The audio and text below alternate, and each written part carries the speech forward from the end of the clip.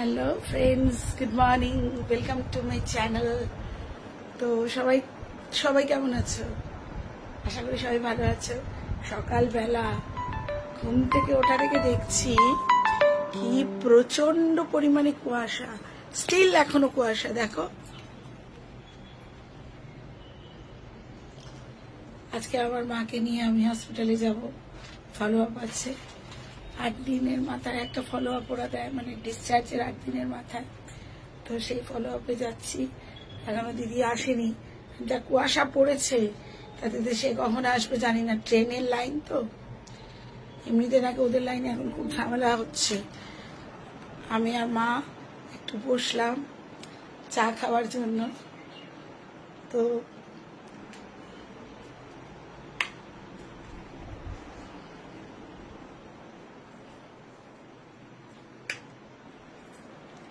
চা খেতে খেতে এবার কথা বলি। মা, গুড মর্নিং বলো। Good morning. কেমন আছো বলো। কেমন আছো? আরে রোজই একই কথা বলি, তুমি ওদেরকে কাকে জিজ্ঞেস করছো? আমি তোমাকে জিজ্ঞেস করছি কেমন আছো। ভালো আছি। তো সেটাই তো বলছি, এখানে বলো যে আমি ভালো আছি। ভালো আছি। মাকে রোজ বলি যখন কেমন আছো, মাও তোমাদেরকেই প্রশ্ন করে কেমন আছো, আসলে বুঝতে পারে না। তো আমরা এখন চা নিয়ে বসে পড়েছি আমি আর মা। তো চা খাই, চা খেতে খেতে আবার কথা বলা যাবে।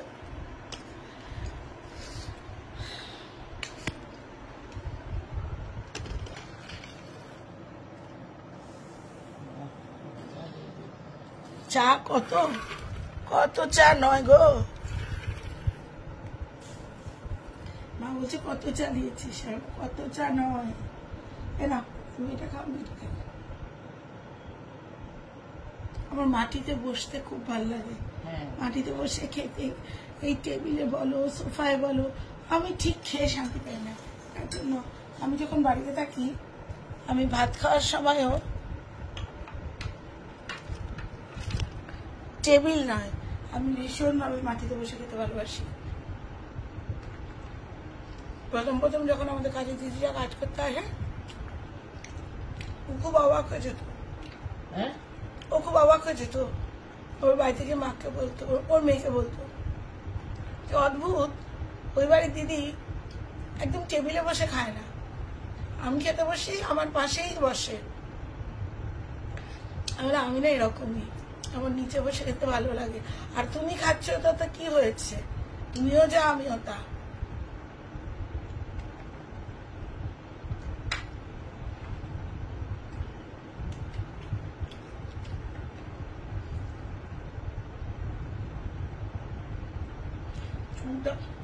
তুমি দিয়েছো?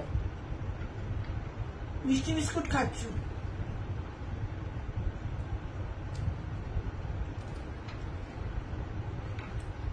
তবে ওয়েদারটা বেশ ঠান্ডা ঠান্ডা হয়েছে। কালকে একটা বিয়ে বাড়ি আছে, কলিগের বিয়ে, অনেক দূর। আমার বাড়ি থেকে লেক টাউন মানে অনেক দূর, এক্সট্রিম নর্থ আর এক্সট্রিম সাউথ। কি করবো বুঝতে পারছি না, একবার ভাবছি যাবো না, একবার ভাবছি যাবো। দেখি কালকে সকালের উপর ডিপেন্ড করবে।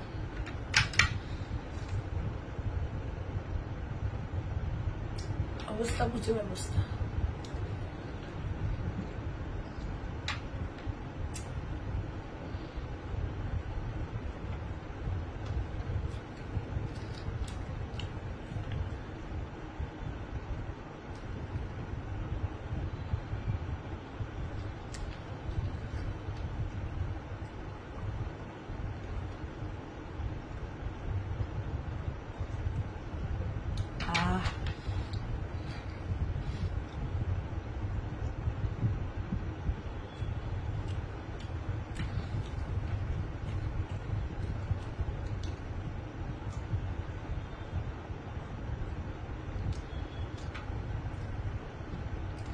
বলিলা এই সকালবেলার চা খাওয়াটা আমার কাছে দারুণ প্রিয়। আমাদের তো বড় লিফটটা খারাপ হয়ে রয়েছে, হয়তো আজকে হয়তো তার পার্টস লাগাবার জন্য লোক আসবে। ওই একটা মাকে আবার সিঁড়ি দিয়ে একটা ফ্লোর নামাতে হবে, নামিয়ে আর একটা লিফট ধরতে হবে।